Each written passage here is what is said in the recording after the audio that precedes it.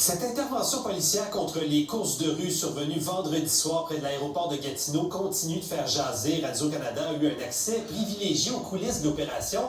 Bon là, Camille, la police a donné un grand coup, mais le phénomène des courses de rue risque quand même de se répéter. C'est elle.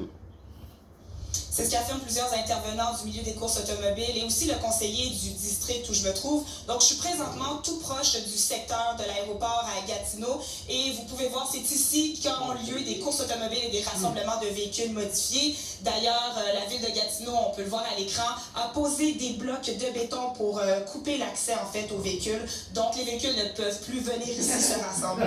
Ce que craignent certains, c'est que les courses seront déplacées qu'ailleurs ou encore pire, aient lieu dans les rues résidentielles ou sur les autoroutes plutôt qu'ici dans ce secteur de l'aéroport qui est un secteur plutôt industriel. Il y a un ancien coureur automobile de la région qu'on a rencontré aujourd'hui qui affirme qu'il faudrait créer en amont, en collaboration avec la ville de Gatineau potentiellement, des événements sécuritaires pour les amoureux des bolides.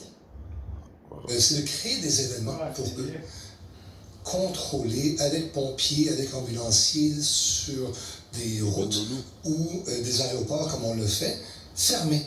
Donc, un environnement contrôlé. Alors, si c'est pas fait, ça va continuer. Et le conseiller du district tout proche de l'aéroport rappelle que ce ne sont pas nécessairement des solutions qui sont faciles à mettre en place. Il rappelle notamment qu'il faut se conformer à la réglementation de bruit notamment.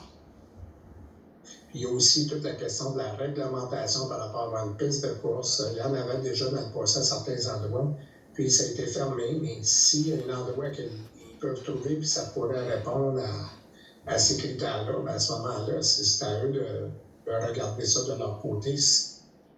Ouais, d'ailleurs, il y a plusieurs amateurs de voitures modifiées qui aimeraient comme ça des solutions à plus long terme.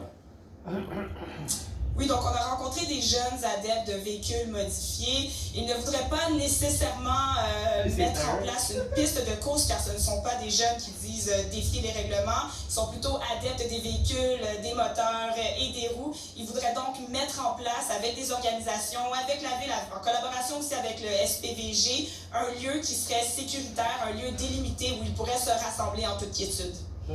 On va essayer de s'organiser avec une organisation justement pour qu'ils nous allouent un terrain, qu'ils nous accordent un terrain justement dans la ville de Gatineau, proche d'ici, pour qu'on puisse justement aller faire nos rassemblements puis qu'ils deviennent légaux et qu'en même temps qu'il y ait du monde qui le gère, donc que ça soit sécuritaire. Mais ça pourrait rester légal si on enlève les courses, puis comme les shows de canne, puis la drift.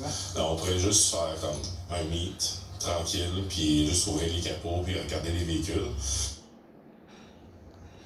Et finalement, Mathieu, on a tenté de rejoindre les responsables du district ici, du parc industriel de la ville de Gatineau, pour leur demander quelles seraient les solutions envisageables de leur côté. Par contre, on n'a toujours pas eu de réponse de leur part à l'heure où on se parle.